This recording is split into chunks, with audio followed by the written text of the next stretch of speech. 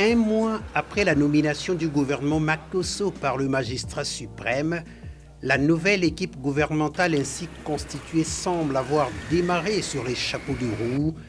Question sans doute de répondre de façon tout aussi urgente aux défis liés au quotidien des Congolais. Preuve tangible de cette volonté de bien vouloir faire bouger les lignes, la retrouvaille le 14 juin dernier de l'ensemble du gouvernement au Centre international de conférence de Kintélé pour un séminaire gouvernemental. Nous commençons, on va dire, un nouveau mandat. Donc il est tout à fait normal, étant donné que c'est un gouvernement qui vient d'être mis en place, il est normal que son chef, c'est-à-dire le Premier ministre, chef du gouvernement, donne à l'ensemble de son équipe les instructions pour le travail qui nous attend.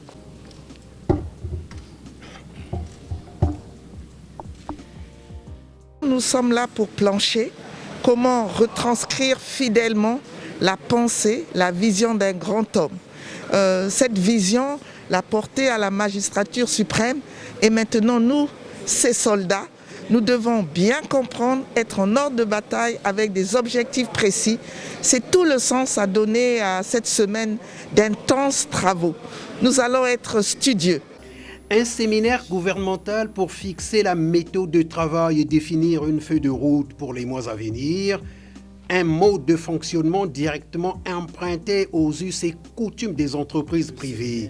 Nous devons nous inspirer des bonnes pratiques que nous offre le secteur privé, a déclaré le chef du gouvernement Anatole Koliné Makosso dans son discours d'orientation de ce séminaire gouvernemental. Cela fait exactement un mois que la nouvelle équipe gouvernementale que nous constituons a été mise en place.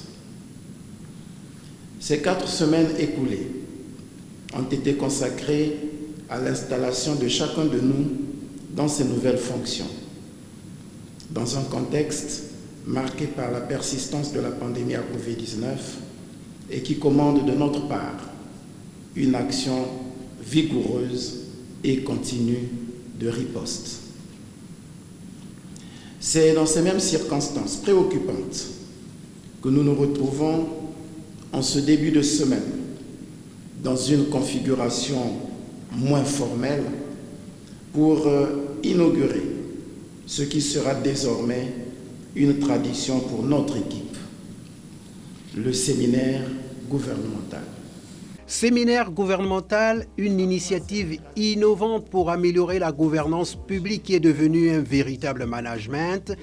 Ces réunions grand format seront organisées tous les 3 mois pour faire le point des dossiers en cours et fixer les priorités du gouvernement pour le prochain trimestre. Ça deviendra formellement la marque de fabrique du gouvernement Makosso. Permettez-moi de rappeler qu'un séminaire est avant tout un rendez-vous des intelligences en vue de construire l'intelligence collective, de recréer le climat de confiance et de partage et d'insuffler de la motivation aux acteurs.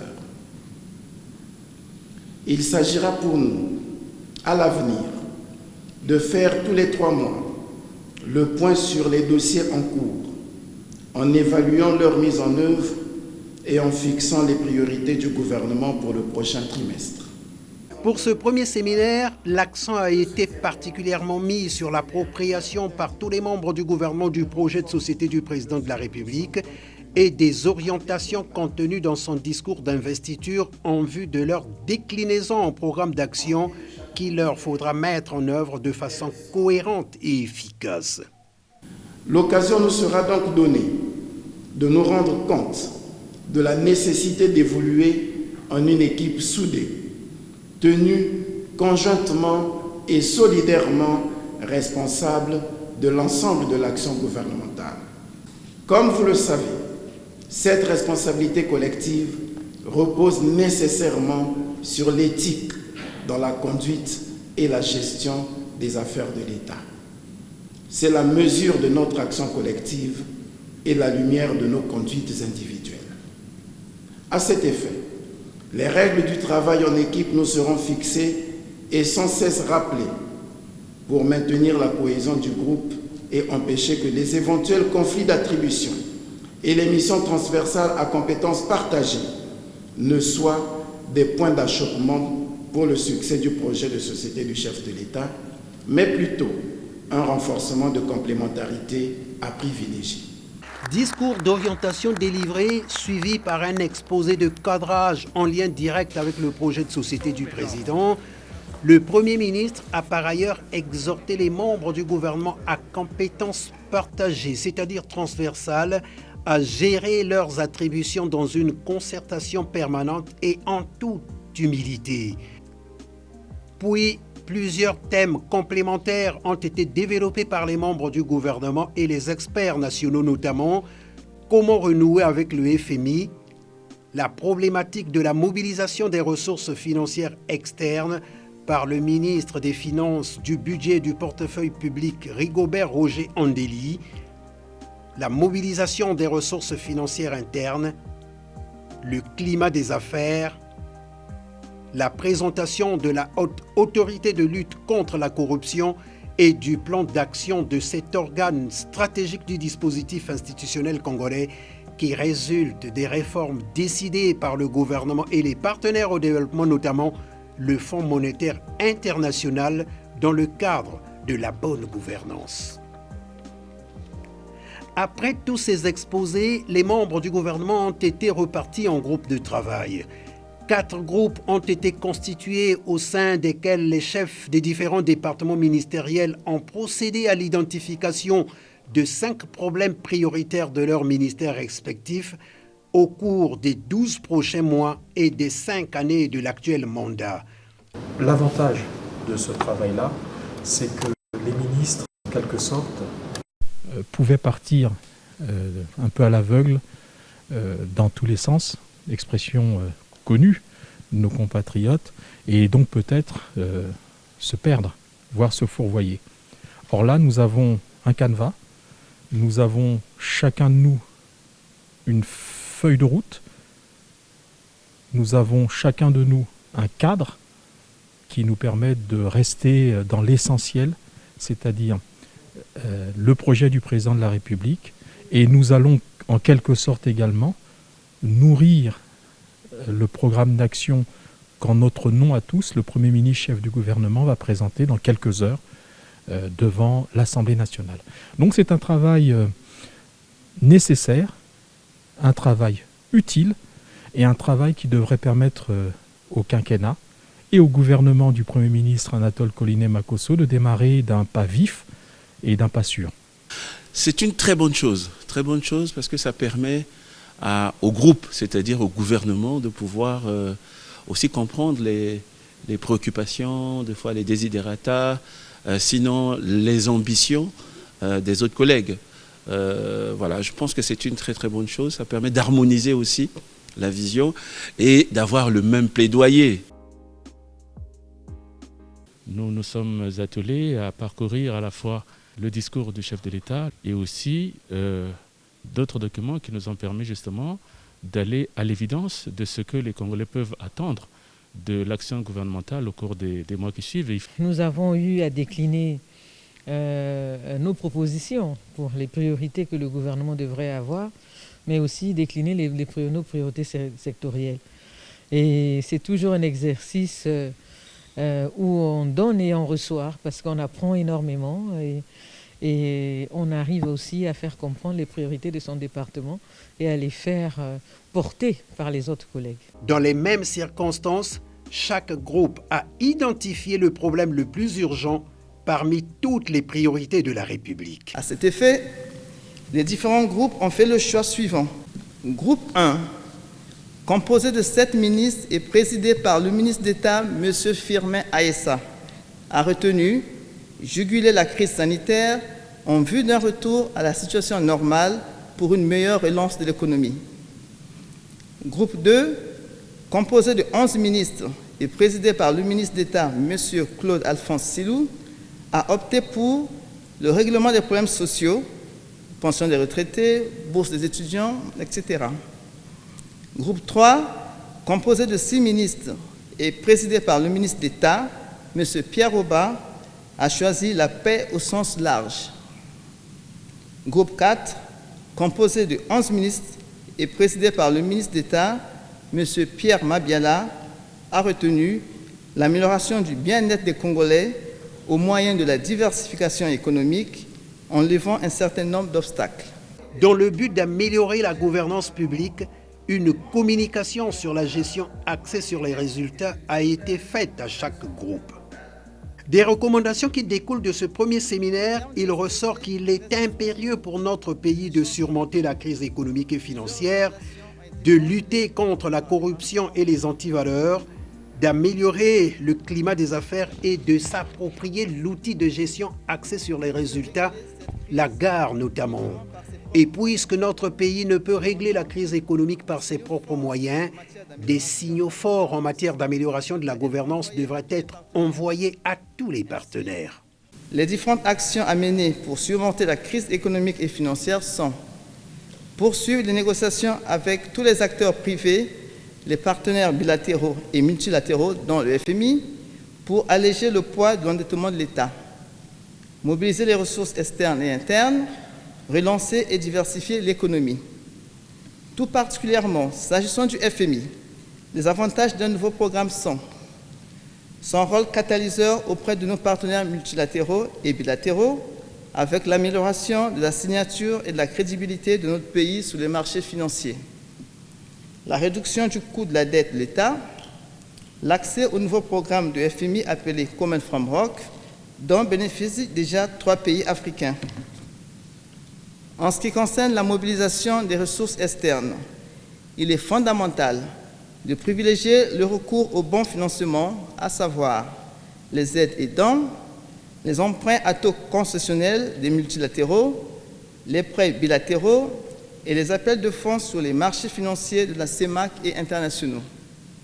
Pour ce qui est de la mobilisation des ressources internes, les participants ont suggéré l'identification complète de différents types de ressources, le renforcement du recouvrement des taxes, la prise des mesures incitatives qui permettent le basculement du secteur informel au secteur formel, le renforcement de la réglementation sous la classification des entreprises. Un appel aux citoyens à dénoncer les différentes malversations financières a été lancé avec la mise à disposition d'un numéro vert.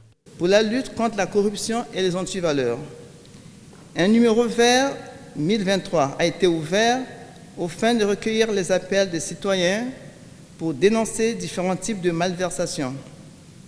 En outre, des moyens devraient être donnés à la haute autorité de lutte contre la corruption, notamment lui trouver un siège et assurer le déblocage régulier des crédits de son budget de fonctionnement.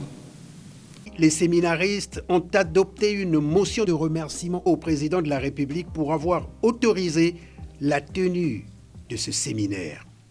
Nous, membres du gouvernement, réunis en séminaire, sous la haute autorité de Monsieur le Premier ministre, chef du gouvernement, Son Excellence Monsieur Anatole Koliné Makosso, au Centre international de conférence de Kintélé, du 14 au 19 juin 2021, exprimons nos vifs remerciements à Son Excellence M. Denis Sassou Nguesso, président de la République du Congo, chef de l'État, pour avoir permis la tenue du dit séminaire. Réitérons notre entière disponibilité à travailler en harmonie et en équipe sous la très haute autorité de Son Excellence, Monsieur le Premier ministre, à la mise en œuvre du projet de société. Ensemble, poursuivons la marche. Dans son discours de clôture de ce premier séminaire gouvernemental, Anatole Koliné Makosso a emboîté le pas aux séminaristes en rendant un hommage mérité au président de la République. Qu'il me soit permis, à ce stade-ci, de rendre un vibrant hommage à Son Excellence Monsieur le Président de la République, chef de l'État, pour nous avoir autorisé d'organiser ce tout premier séminaire gouvernemental. Ce séminaire a été on peut se permettre de le dire, un moment solennel au cours duquel nous venons de donner, encore une fois, la preuve de notre engagement à nous consacrer corps et âme au service du Congo et de son peuple. Nous entrons donc de plein pied dans une dynamique de travail, allant vers la pérennisation, mieux la systématisation des séminaires gouvernementaux. L'intérêt que chacun des ministres a accordé à ce séminaire et l'humilité qui a prévalu au cours de cette session d'apprentissage montrent combien l'initiative valait la peine, a dit le Premier ministre Anatole Kolini Makosso. Comme tout long voyage qui commence par le premier pas, ce premier pas de démarrage a certainement été hésitant, titubant, trébuchant, mais il est déterminant pour la suite de notre marche commune. Sans doute, l'organisation a pu être défaillante. Plusieurs aspects ont dû nous déplaire. C'est l'œuvre humaine. Elle n'est jamais parfaite. Il nous appartient dès à présent de tirer les leçons de cette première expérience et d'améliorer les prochaines sessions que nous pensons ouvrir à des compétences extérieures, en l'occurrence les partenaires au développement, bilatéraux et multilatéraux, pour bénéficier de leur expertise. Au-delà, deux choses lui ont semblé importantes à retenir de cette première expérience. D'abord, la nature des informations échangées et l'ambiance qui a prévalu pendant ces moments de partage. Nous avons su par ce biais, sans aucun doute, jeter les bases d'un travail collectif pour traduire dans les faits la notion d'équipe gouvernementale. Nous avons réussi à créer un environnement où chacun se sent désormais confiant et autorisé à proposer de nouvelles idées. Nous avons encouragé chacun de nous à coopérer avec les autres membres de l'équipe. Nous avons mis en commun nos intelligences pour faire émerger l'intelligence collective, facteur important d'efficacité. Ensuite, le consensus dégagé autour de l'obligation pour tout gouvernement de savoir opérer des choix. Si, comme le dit l'adage, gouverner c'est prévoir, on devra désormais retenir que gouverner c'est aussi choisir, savoir choisir pour retenir les actions prioritaires. Et il a été ici question de la priorisation des priorités opérationnelles du président de la République, telles que formulées dans son projet de société « Ensemble, poursuivons la marche ». Les conclusions de ce premier séminaire gouvernemental qui font partie des lignes directrices de l'action du gouvernement seront présentées dès ce lundi devant l'Assemblée nationale lors de la présentation du plan d'action du gouvernement. Je mesure l'importance de ce futur auquel nous devons tendre et ces nombreux défis qui se nomment, entre autres, santé, paix et sécurité de nos populations, relance et diversification de notre économie, mobilisation des ressources financières, relance des négociations avec le Fonds monétaire international, lutte contre la corruption, climat des affaires. Bref, nous avons passé en revue tous les axes de la gouvernance institutionnelle et systémique, de la gouvernance économique et financière attractive, de la gouvernance sociale et solidaire, telle que formulée par le président de la République lui-même. C'était l'occasion pour le Premier ministre de saluer cet effort collectif d'une équipe unie et solidaire qui ne laissera pas les querelles de chapelle phagocyter les efforts et les sacrifices à consentir aux populations. Et d'ajouter, le président de la République nous attend au résultat, le peuple nous attend à l'ouvrage.